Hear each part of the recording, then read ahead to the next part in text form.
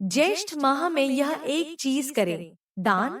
जीवन भर धन दौलत की नहीं होगी कमी। नमस्कार, आप सभी का सुविचार संग्रह चैनल में हार्दिक स्वागत है। यह एक ऐसा माध्यम है जहां हम आपको अध्यात्म, भक्ति और जीवन को सकारात्मक दिशा देने वाली कहानियां और जानकारियां प्रदान करते हैं। हमारा उद्देश्य है आपके मन और आत्मा को शांति पहुंचना। आज की इस वीडियो में हम बात करेंगे ज्येष्ठ मास की विशेषता की। हिंदू पंचांग के अनुसार ज्येष्ठ मास का अत्यधिक धार्मिक और आध्यात्मिक महत्व होता है। इस महीने में सूर्य देवता की उपासना, जलदान, छायादान, पंखा, घड़ा, जूते और शक्कर जैसी वस्तुओं का दान करना बहुत पुण्यदायी माना जाता है। कहा जाता है कि इन चीजों का दान करने से न केवल इस जीवन में सुख सुविधाएं प्राप्त होती हैं, बल्कि अगले जन्म में भी इसका फल मिलता है। तो चलिए जानते हैं कि ज्येष्ठ माह में किस प्रकार का दान करना चाहिए, इसका सही महत्व क्या है और कैसे यह हमारे जीवन को सकारात्मक दिशा देता है। चलिए शुरू करते हैं आज की यह विशेष वीडियो।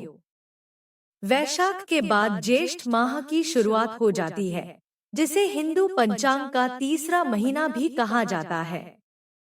ज्येष्ठ के महीने में बहुत भीषण गर्मी पड़ती है। ऐसे में शास्त्रों में बताया गया है कि इस दौरान व्रत और दान करने का खास महत्व होता है। मान्यताओं और शास्त्रों के अनुसार ज्येष्ठ माह के दौरान गलती से भी जल व्यर्थ नहीं करना चाहिए।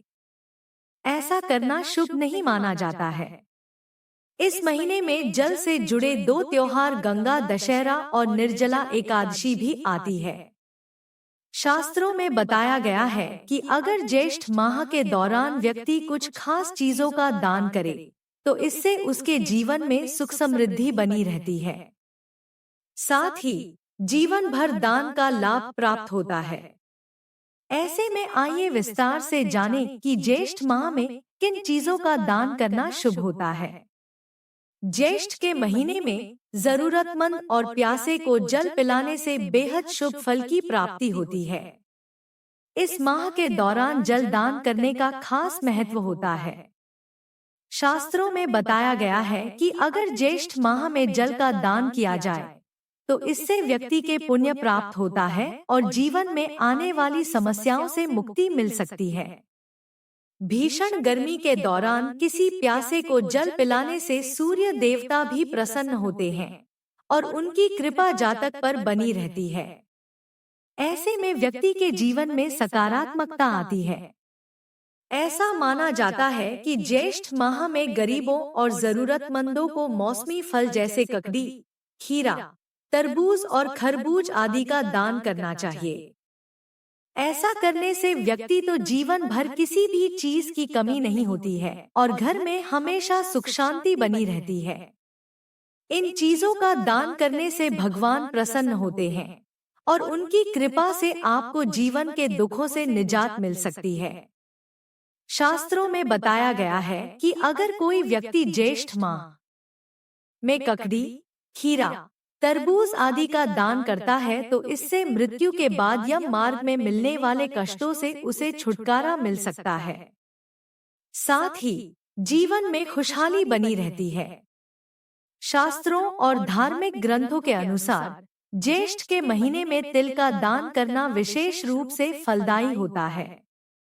इसका दान करने से भगवान विष्णु प्रसन्न होते हैं और उनकी कृपा जातक पर सदैव बनी रहती है। अगर आपके जरूरी कार्यों में बार बार कोई रुकावट आ जाती है, तो ज्येष्ठ माह में तिल का दान जरूर करें। ऐसा करने से कार्यों में आ रही बाधाएं दूर होती हैं और सफलता प्राप्त होने लगती है। ऐसी मान्यता है कि इस महीने में तिल का दान करने से जातक की मनोकामनाएं भी पूर्ण हो सकती हैं और अकाल मृत्यु की बाधा से भी मुक्ति मिल सकती है। ऐसे में ज्येष्ठ माह में तिल का दान जरूर करना चाहिए। इस महीने में गर्मी बहुत ज्यादा पड़ती है। ऐसे में पंखा और कूलर जैसी चीजें लोगों को गर्मी से राहत दिलाती है। यही कारण है कि ज्येष्ठ माह में जरूरतमंद लोगों को पंखा और कूलर दान करना बहुत फलदायी माना जाता है। ऐसा करने से सामने वाले व्यक्ति को गर्मी से थोड़ी राहत मिलती है, जिसका पुण्य फल दान करने वाले व्यक्ति को प्राप्त होता है। अगर आप ज्येष्ठ माह में अपने बजट के अनुसार किसी जरूरतमंद को पंखा या कूलर दान करते हैं, तो इससे जीवन में सुख शांति और समृद्धि बनी रहती है। साथ ही परिवार के सदस्यों की उन्नति भी होती है। माना जाता है कि ज्येष्ठ माह में इन चीजों का दान करना विशेष रूप से फलदायी होता है। ऐसा करने से व्यक्ति को जीवन भर धन दौलत की कमी नहीं होती है और परिवार के बीच खुशनुमा माहौल बना रहता है। चलिए मित्रों, अब हम आपको एक ऐसी कहानी सुनाते हैं जिसको हर व्रत और कथा के बाद सुना जाता है। एक समय की बात है, एक छोटे से गांव में दो दोस्त रहते थे, जिनका नाम लपसी और तपसी था। तपसी हमेशा भगवान की श्रद्धा में लीन रहता था और लपसी सवा सेर की लापसी बनाकर भगवान को भोग चढ़ाता था। एक दिन दोनों इस बात के लिए बहस करने लगते हैं कि दोनों में से कौन बड़ा है। तपसी बोलता है, मैं रोज भगवान की पूजा करता हूँ, इसलिए मैं बड़ा हूँ। उधर लपसी कहता है कि मैं रोज भगवान को भोग लगाता हूँ, इसलिए मैं बड़ा हूँ। उसी वक्त नारद जी वहां से गुजर रहे थे। उन्होंने देखा कि लपसी और तपसी दोनों किसी चीज को लेकर बहस कर रहे हैं।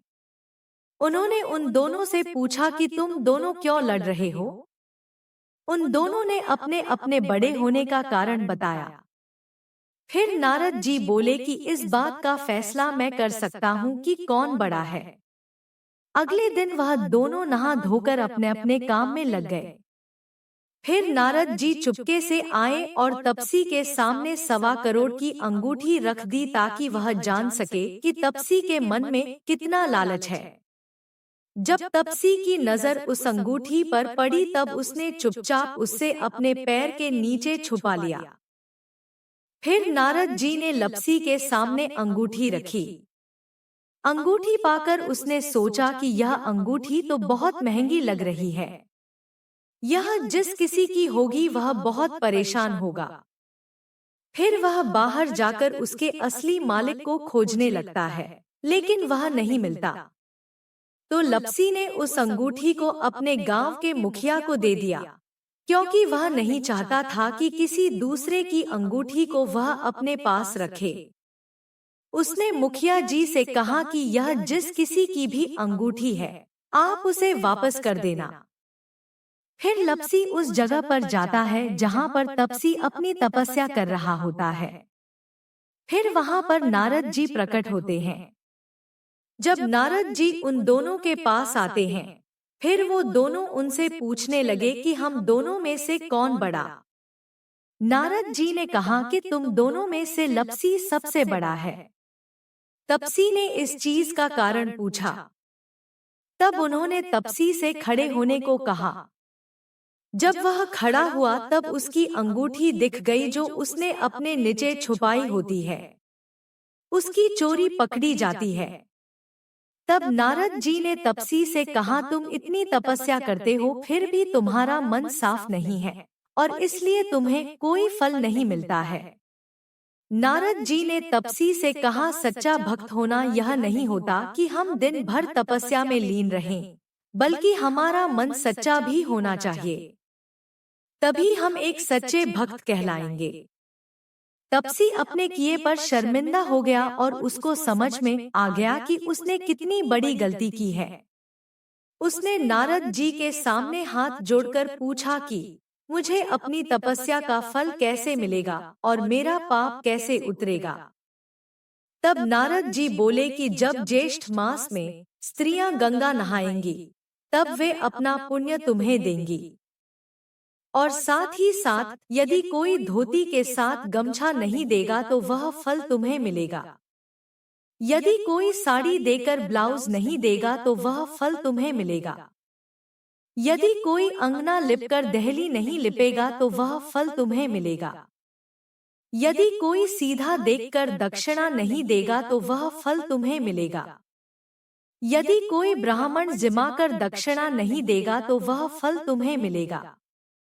यदि कोई जूता देकर तेल नहीं देगा तो वह फल तुम्हें मिलेगा।